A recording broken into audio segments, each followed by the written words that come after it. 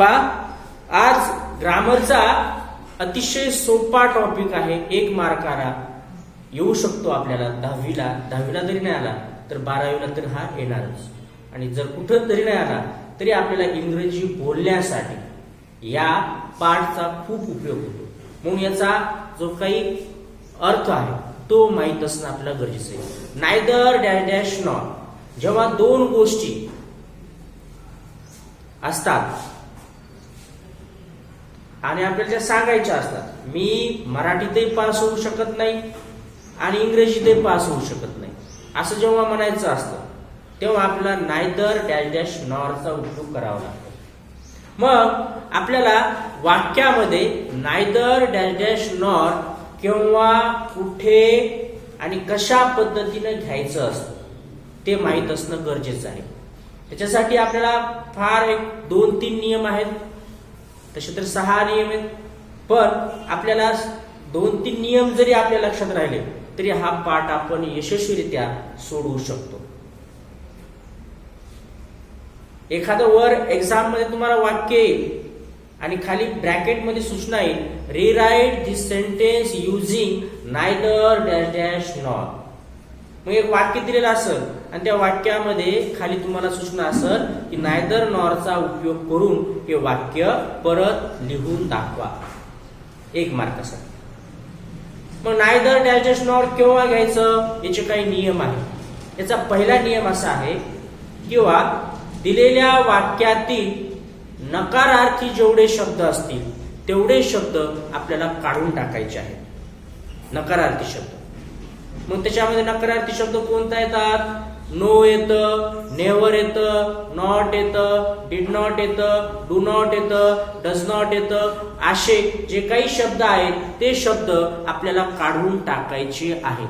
हा पहिला नियम डोक्यामध्ये फिट करा की दिलेल्या वाक्यातील नकारार्थी जेवढे शब्द आहेत ते शब्द काढून टाकायचे आहेत. 1 असो 2 असो ते शब्द काढून टाकायचे. दुसरा नियम आपल्याला काय करायचा आहे, जर आपण दिलेल्या वाक्यामध्ये डू नॉट हा शब्द आलेला असेल, डू नॉट, तर आपल्याला ते वाक्यातून काढून टाकायचं आहे आणि त्या वाक्यातलं मुख्य क्रियापद कोणतं आहे, मेन वर्ब कोणतं आहे ते पाहायचं आहे. आणि डू नॉट काढल्यामुळं आपल्याला मुख्य क्रियापदाचं पहिलं रूप लिहिणं गरजेचं आहे. क्रियापदाचं पहिलं रूप ज्याला आपण V1 असं म्हणतो. हा दुसरा नियम. जर डू नॉट काढलं तर क्रियापदाचं पहिलं रूप घ्यायचं. दुसरा नियम, जर वाक्यामध्ये डू नॉट आलं नाही आणि आलं does not, DOES does not हा शब्द जर आला असेल तर तो काढायचा आपल्याला आणि काय करायचंय, वाक्यातील मुख्य क्रियापदाला आपल्याला यस किंवा ES लावायचं आहे. आणि तुम्हाला यस केव्हा लावायचं आणि ES केव्हा लावायचं हे तुम्हाला माहित आहे, ते नंबरमध्ये वचनमध्ये तुम्ही पाहिलेलं आहे. मग क्रियापदाला यस किंवा ES केव्हा लावायचा आहे, जर आपल्या वाक्यात डज नॉट आलेला असेल तर तो काढायचं, मुख्य क्रियापदाला यस किंवा ES लावायचं. हा तिसरा आहे. चौथा नियम असा आहे, जर वाक्यामध्ये डू नॉट पण आलं नाही, डज नॉट पण आलेलं नाही आणि वाक्यामध्ये आलेले डिड नॉट, DIDNOT हा शब्द आला असेल तर तो काढायचा आपल्याला आणि त्या जागी आपल्याला काय करायचंय, मुख्य क्रियापदाचं दुसरं रूप वापरायचं आहे, म्हणजेच पास्ट टेन्स रूप वापरायचं आहे. आणि पास्ट टेन्स रूप शक्यतो क्रियापदाला ED लावून करतात. बरेच असे रूप आहेत की ED लावून करतात, बाकी काही वेगळे आहेत ते तुम्ही बघितले क्रियापदाच्या रूपामध्ये, फॉर्म्स ऑफ द वर्ब्स मध्ये. हा चौथा नियम. 5वा नियम असा आहे, जर त्या वाक्यामध्ये मुख्य क्रियापद नसल किंवा असेल तरी आणि त्याच्या बरोबर जर हेल्पिंग वर्ब आलेला असेल, जे काही आपले 24 हेल्पिंग वर्ब आहेत, मग हे हेल्पिंग वर्ब आलेला असेल तर तेच आपल्याला हेल्पिंग वर्ब घ्यायचं आहे आणि त्याच्या बाजूला आलेलं नॉट जर शब्द असेल तर नॉट हा शब्द आपल्याला काढून टाकायचा आहे. हा 5वा नियम आपला. त्यानंतर नायदर आपल्याला केव्हा घ्यायचं आहे, जेव्हा 2 वेगवेगळे कर्ते आलेले असतील, ज्याला आपण सब्जेक्ट म्हणतो. समजा उदाहरणार्थ गृहीत धरू आपण श्याम अँड राम, असे 2 वेगवेगळे सब्जेक्ट आहेत वाक्यामध्ये. तर तेव्हा आपल्याला काय करायचं आहे, तर पहिल्या कर्त्याच्या अगोदर म्हणजे वाक्याच्या सुरुवातीलाच नायदर हा शब्द लिहावा लागेल. दोन कर्ते वेगळे आले असेल तर नायदर सुरुवातीला घ्यायचं वाक्याच्या. त्यानंतर काय करायचं आपल्याला, जर दोन वेगवेगळे क्रियापद ज्याला आपण व्हर्ब म्हणतो, आता तुम्हाला दोन वाक्य येणार आहेत आणि त्या दोन वाक्यामध्ये दोन व्हर्ब येणार आहेत. मग कधी कधी काय होतं, दोन व्हर्ब जोडायचे असतील, वेगवेगळे आलेले असतील, तर काय करायचं आपल्याला, ते व्हर्ब जोडण्यासाठी नायदर डॅश डॅश नॉरचा उपयोग करायचा. आणि शेवटचा, जर कधी कधी काय होतं, वेगवेगळे ऑब्जेक्ट येतात. ऑब्जेक्ट म्हणजे कर्म. मग जर दोन कर्म आपल्याला जोडायचे असतील तर आपल्याला नायदर डॅश डॅश नॉरचा उपयोग करावा लागतो. आणि शेवटी काय सांगता येईल की दिलेल्या दोन वाक्यामध्ये जो काही सारखा भाग आलेला आहे, कॉमन भाग आलेला आहे, तो कॉमन भाग आपल्याला एकदाच लिहायचा आहे आणि उरलेलं वाक्य जशास तसं लिहायचं आहे आपल्याला. आता बघूयात एक्झाम्पल, तुमच्या लक्षात येईल अजून. बघा, he did not pass in English, हे पहिलं वाक्य. दुसरं वाक्य, he did not pass in maths, तो इंग्रजीतही पास होऊ शकला नाही आणि गणितामध्ये पास होऊ शकला नाही. आता आपल्याला काय करायचं आहे, पहिला नियम, दिलेल्या वाक्यातील नकारार्थी शब्द, निगेटिव्ह शब्द काढून टाकायचा आहे. मग दिलेल्या वाक्यातलं अगोदर नीट बघायचं, वाचन करायचं वाक्याचं आणि बघायचं ही हा पासून हे पहिलं वाक्य आहे, हे दुसरं वाक्य आहे. पहिलं काम बघायचं, आपल्या दिलेल्या वाक्यातला कर्ता कोणता आहे. या वाक्यामध्ये ही आहे, या वाक्यामध्ये ही आहे, म्हणजे दोन्ही सारखेच आहेत म्हणून एकदाच ही घ्यायचं सुरुवातीला. त्यानंतर वाक्यामध्ये डीड नॉट शब्द आलेला आहे आणि आपण असं सांगितलेलं आहे किंवा डीड नॉट जर आला असेल तर ते काढून टाकायचंय आणि आपल्या क्रियापदाचं किती रूप द्यायचंय, दुसरं. मग आता या वाक्यामध्ये हे क्रियापद आहे, हे डीड नॉट आपण काढलेले, मग या क्रियापदाला ईडी लावला आपण.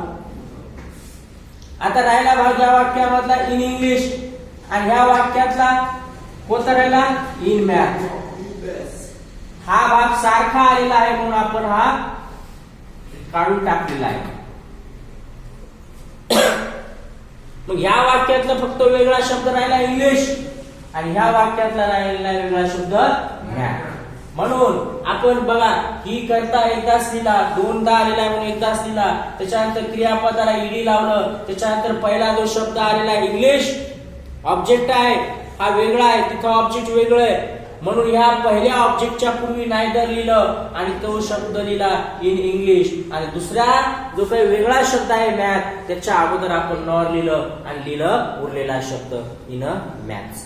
अशा पद्धतीने आपण वाक्य करायचं.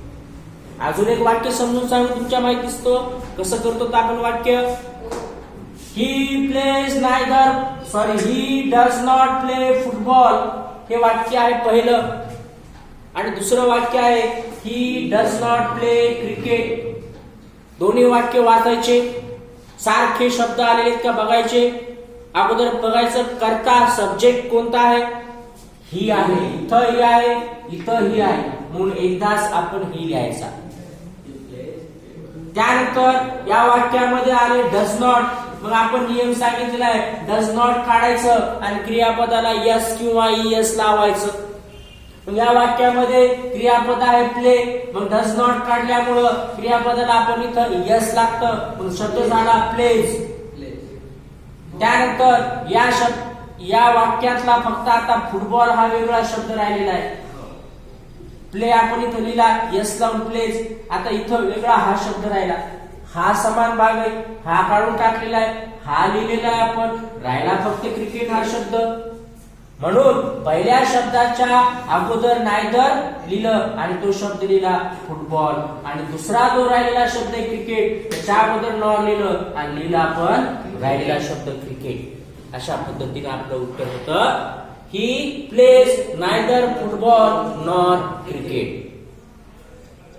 अजून एक वाक्य बघूयात. He did not invite his friends, त्यानं त्याच्या मित्राला बोलवलं नाही, हे पहिलं वाक्य. He did not invite his relative, त्याने त्याच्या नातेवाईकाला पण बोलवलं नाही, मित्राला पण बोलवलं नाही, नातेवाईकाला पण बोलवलं नाही. आता हे दोन वाक्य आहेत आणि या वाक्यामध्ये आपल्याला नायदर नॉरचा उपयोग करायचा असेल तर आपल्याला पहिलं काम दिलेल्या वाक्यातला सब्जेक्ट बघायचा कोणता आहे. इथं ही आलेलं आहे, इथं ही आलेलं आहे, म्हणून दोन्ही ही वेगवेगळे न लिहिता, दोनदा न लिहिता फक्त एकदाच लिहायचं, कारण आपण सांगितलेलं आहे किंवा आपल्याला कॉमन वाक्य लिहायचं आहे एकदाच. म्हणून आपण ही हा लिहिला आपण करता. त्यानंतर वाक्यामध्ये आले डिड नॉट काढून टाकायचे आपल्याला हा भाग. मग राहिलं मुख्य क्रियापद इन्व्हाइटेड, मग डिड नॉट काढल्यामुळं याचं किती रूप घ्यायचं आपल्याला दुसरं, म्हणून इन्व्हाइटला ईडी लावलं, इन्व्हाइटेड झालं. आता हा इथपर्यंत आपलं संपलं लिहिणं. आता राहिले फक्त हिज फ्रेंड्स. हा भाग आपण लिहिला, हे काढून टाकलेले आपण. आता हा पण आपण लिहिला ईडी लावून इथं सुरुवातीला. राहिला हा वेगळा शब्द. ह्या वाक्यामध्ये हा राहिला आणि ह्या वाक्यामध्ये हिज फ्रेंड्स राहिलेला आहे. हे दोनच राहिले आणि हे दोन भाग आपल्याला नायदर नॉर न जोडायचे आहे. मग पहिल्या भागापूर्वी नायदर लिहायचं, नायदर हिज फ्रेंड्स, आणि दुसऱ्या भागापूर्वी राहिलेल्या शब्दापूर्वी नॉर हा शब्द लिहायचा आणि तो शब्द लिहून टाकायचा हिज रिलेटिव्ह. वाक्य झालं he invited neither his friends nor his relative. आता शेवटचं एक वाक्य बघू. Shivraj is not a teacher आणि he is not a clerk. Shivraj शिक्षकही नाही आणि क्लर्कही नाही. आता हे दोन वाक्य आपल्या या वाक्यामध्ये नायदर नॉरचा उपयोग करायचा आहे. बघूया.